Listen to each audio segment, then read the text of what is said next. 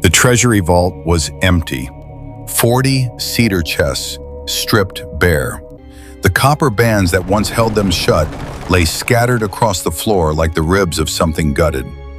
And Kentkos, the woman who devoted her life to protecting every grain of gold in those chests, was kneeling on the cold stone, her hands pressed flat against the ground, as if she could feel where the wealth had gone.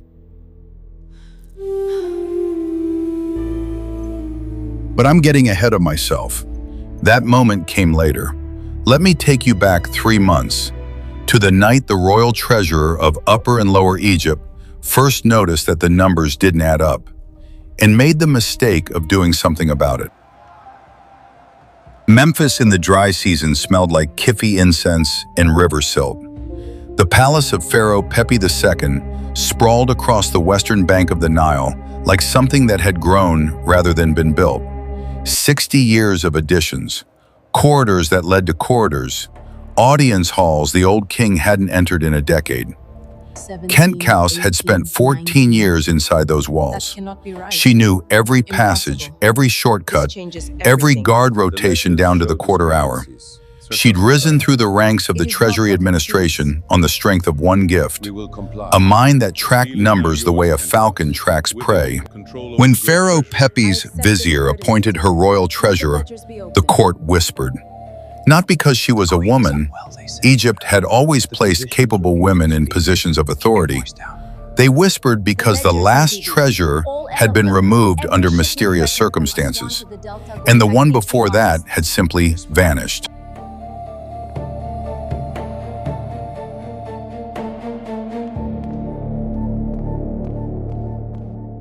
Nubia, her young scribe, barely 22, with ink stains on his fingers that never quite washed off, scrambled to gather the papyrus rolls. He had the fastest counting hand in Memphis. She'd recruited him from a provincial school 2 years back because he could tally a grain barge's manifest in the time it took other scribes to uncork their ink. All 3 harvests? That's 200 scrolls at least. What are we looking for?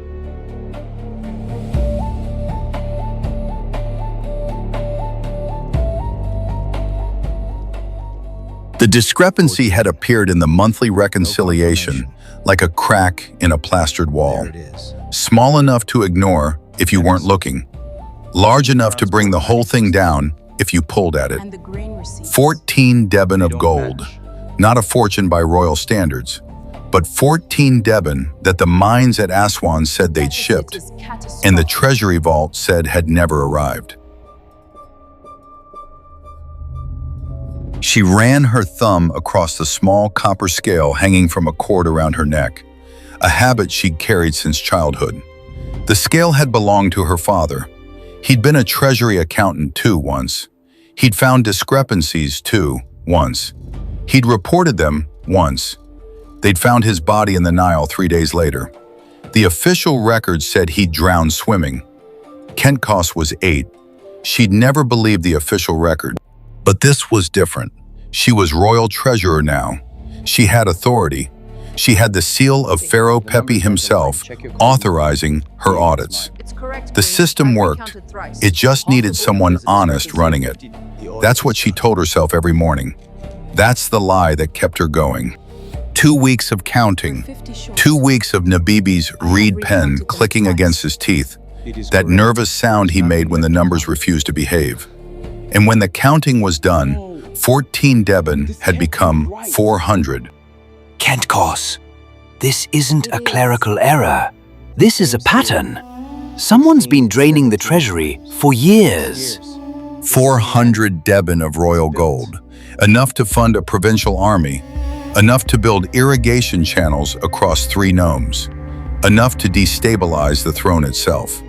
And the trail, faint, careful, methodical, led in a direction Kentkos had not expected. Not to a thief, not to a foreign agent. The trail led to the temple of Ptah and to the man whose prayers opened every session of Pharaoh's Privy Council. High Priest Hemira, the serpent beneath the calm water. and Kentkaus had just pulled back the reeds. The Temple of Ptah sat at the heart of Memphis like a stone fist. Its columns were older than the dynasty, older, some claimed, than written language itself.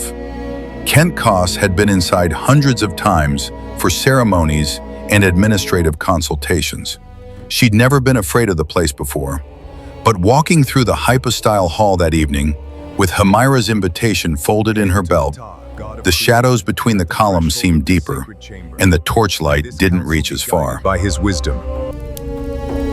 Treasurer Kentkaus. You've been busy with your scrolls. I can always tell when someone is auditing. He stood at the far end of the hall, silhouetted against a single oil lamp. Tall, gaunt. The leopard skin across his shoulders made him look like something between a priest and a predator. His shaved head bore ritual scars that caught the light in thin silver lines. You're very good at counting. Your father was too. Your father. That's what they never told you. You always prized the measure of things, didn't you? The words hit like a fist to the sternum. Kentkaus's hand went to the copper scale at her throat. Hemira watched the gesture, and something that might have been regret passed across his face. Or might have been calculation. In a palace, those two things wore the same expression. Show you something. Walk with me. I didn't come here to threaten you. I came to show you something. She should have refused. She should have taken her evidence straight to the vizier, to Pharaoh Pepi himself, to anyone with the authority to act. But Kentkaus had her father's curiosity along with his copper scale. And curiosity in a palace is the most dangerous inheritance of all. He led her through a passage behind the sanctuary, a route she'd never seen, despite 14 years in the palace complex. Down stone stairs worn smooth by centuries of feet, into a chamber beneath the temple, where the air tasted of earth and old water. Grain, mountains of it, barley and emmer wheat stacked in clay vessels from floor to ceiling. Not gold, grain.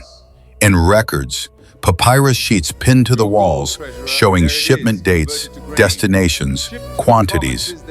Villages in Upper Egypt, provincial towns in the Fayum, places that Kentkaus knew had been devastated by the low Nile famines 2 and 4 years back. I finally see it. They're all fed. But for how long? And at what cost? Kentkaus stared at the grain stores. Her mind, that falcon-sharp counting mind, was already doing the math. 400 deben of gold converted at market rates bought enough grain to feed thousands, tens of thousands, for 2 full seasons.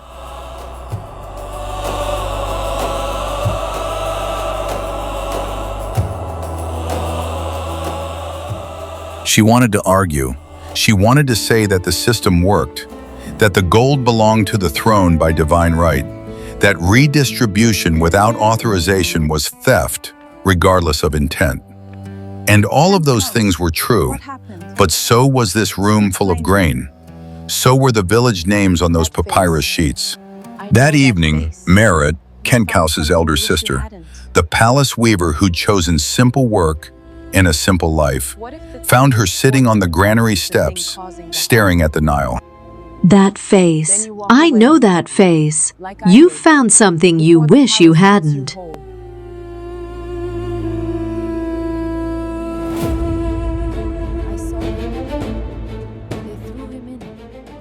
Then you walk away, like I did, before the palace eats you whole.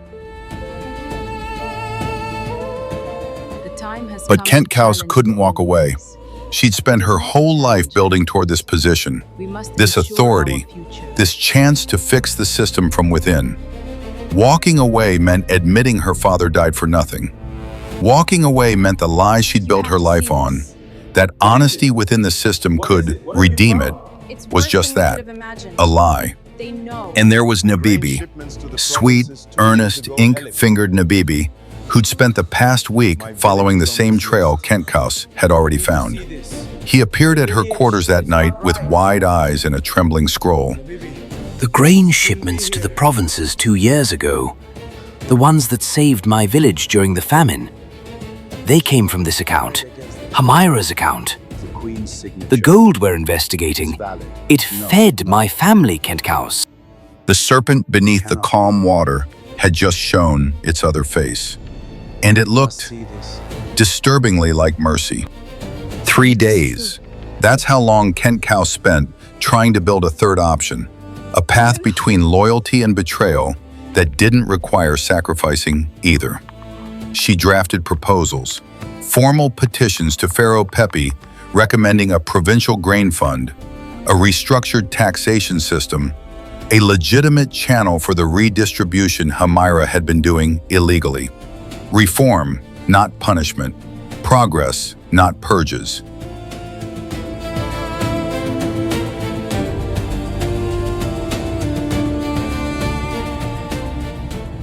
She brought the proposal to Hamira on the third night. The temple, the underground chamber, the mountains of grain standing witness to a negotiation that, if it worked, would change the treasury system without destroying either party. Both your life and your conscience intact. Do you swear it? I do. On my life and honor. You're asking me to tear us the 92-year-old king who hasn't left his litter in 3 years. A man who spent 6 decades building his tomb. Hamira studied her for a long time.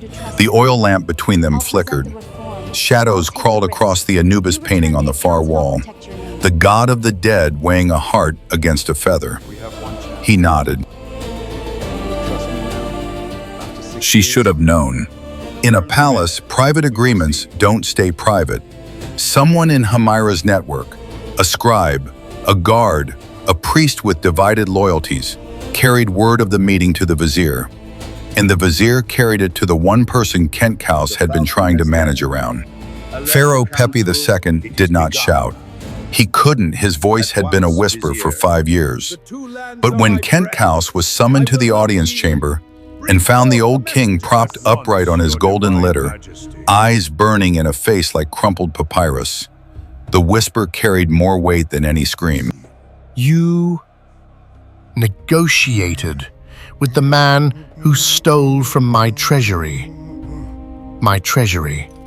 The gold of the 2 lands. You sat with a thief and offered him terms. For the silence I now seek. Great one, I sought to recover the gold without the taking of lives. The priest acted wrongly, but the grain he purchased... Saved whom? Provincial dogs who couldn't store their own harvest? The gold is mine. It was given by the gods for my passage to the afterlife. Not for grain, not for peasants, for eternity. And there it was, stripped bare, 60 years of divine monarchy reduced to its bald equation. Gold for the tomb, nothing for the living. Kentkaus had known this, somewhere beneath the lies she'd told herself. She'd always known this. But hearing it spoken aloud by the living voice of Pharaoh himself,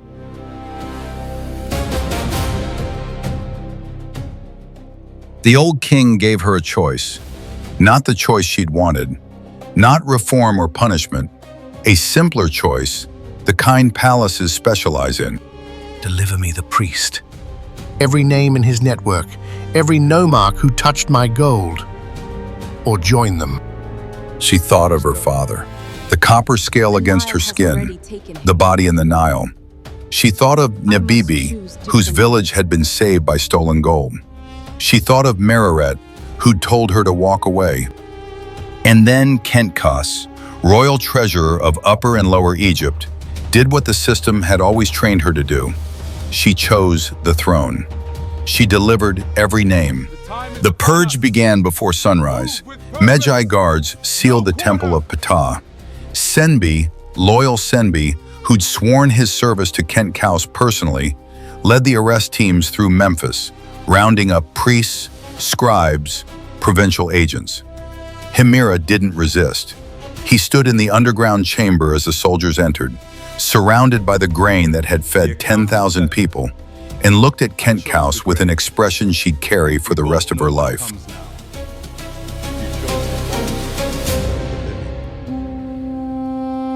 Just like every treasure before. But the worst was Nabibi. Nabibi, who'd traced the accounts. Nabibi, whose village appeared on Hamira's lists. Nabibi, who'd done nothing but count, and counting was enough to make him a conspirator in the eyes of a frightened king. They took him from his desk, ink still wet on his fingers. His reed pen clattered to the floor, and the sound of it bouncing on stone was the loudest thing Kentkaus had ever heard. The gold came back, all of it. 400 Deben recovered from provincial granaries, temple accounts, and the hidden stores beneath Ptah's sanctuary. Senbi's guards loaded the cedar chests onto barges and floated them upriver to the treasury vault with full military escort. The court celebrated. The vizier praised Kentkaus's diligence. Pharaoh Pepi whispered his approval from the golden litter. Nobody mentioned the grain. What happened to the grain stores when the gold was reclaimed? Nobody asked. Nobody wanted to ask. The answer involved villages and hunger and questions that didn't fit inside a treasury ledger. Kentkaus visited Nabibi 3 days after the purge. The holding cells beneath the palace were worse than the treasury vault. Low ceilings, no light, the smell of damp stone and human fear. He was sitting against the wall when she arrived.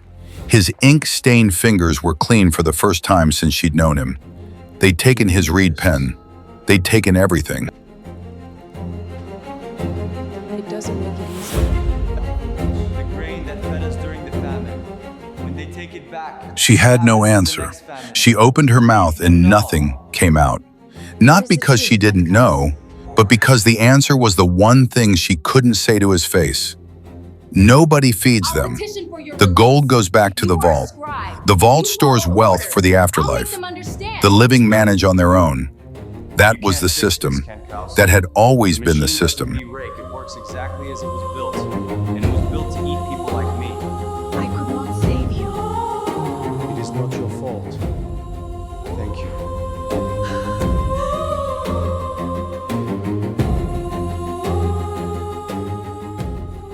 She reached through the cell bars and gripped his hand. His fingers were cold.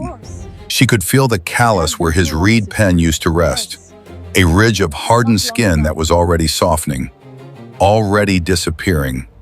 Like everything else the system no longer needed.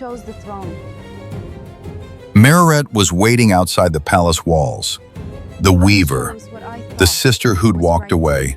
She took one look at Kentkaus's face and said nothing for a long time. They sat on the limestone steps watching barges move on the Nile, the same river that had taken their father's body 20 years ago. You chose the throne.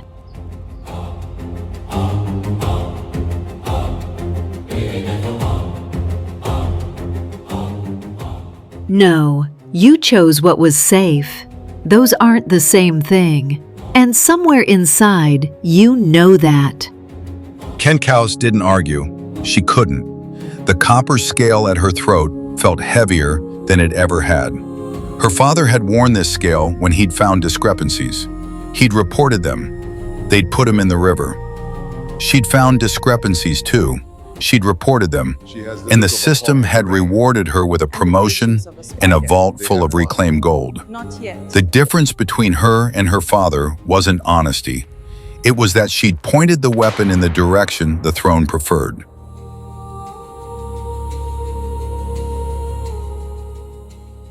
That evening, Kentkaus walked alone to the treasury vault beneath the temple of Ptah. The Magi guard, Senbi, let her pass without a word. He'd aged 10 years in 3 days. The things he'd been ordered to do during the purge, he carried them in the new lines around his eyes and the way his hands shook when they weren't gripping a weapon. The vault was full again. 40 cedar chests, copper bands gleaming in the lamplight, stacked with military precision. 400 Deben of gold that would never feed anyone, never irrigate a field, never save a village from famine. It would travel with Pharaoh Pepi to his tomb. It would sit in the dark for eternity, surrounded by carved servants and gilded furniture, waiting for an afterlife that the living would never share. She stood in front of the Anubis painting, the jackal-headed god of the dead, holding his scales. On one side, a heart, on the other, a feather. The painting had been here since the vault was built. Generations of treasurers had walked past it without a second glance. But tonight, Kent Kaus noticed what she'd never seen before. The heart was heavier than the feather. The scales tipped against the heart. In the old stories, that meant the heart was weighed down with sin. It meant the soul was devoured. She pressed her palm flat against the painted scales. Her copper necklace dangled forward, catching the lamplight. Her father's scale, the small one, the personal one, the one she'd carried since she was 8 years old, as a promise that she'd be different, that she'd be the honest hand inside the machine. The honest hand, the hand that delivered names to a dying king, the hand that signed warrants for priests who fed the hungry, the hand that counted gold back into a tomb while a young man's fingers went soft in a cell. Kent Kaus, royal treasurer of Upper and Lower Egypt, turned her back on the vault and walked out through the bronze gates. Senbi closed them behind her. The lock engaged with a sound like a jaw snapping shut. Outside, the Nile moved in darkness. The same current that had carried grain barges to starving villages now carried nothing. The same water that had taken her father now reflected the palace walls, a perfect mirror of something that looked eternal from the outside and was already hollow within. The old kingdom would stand for another 100 years. The histories would record Pharaoh Pepi's treasury as strong, his reign as glorious, his passage to the afterlife as richly provisioned.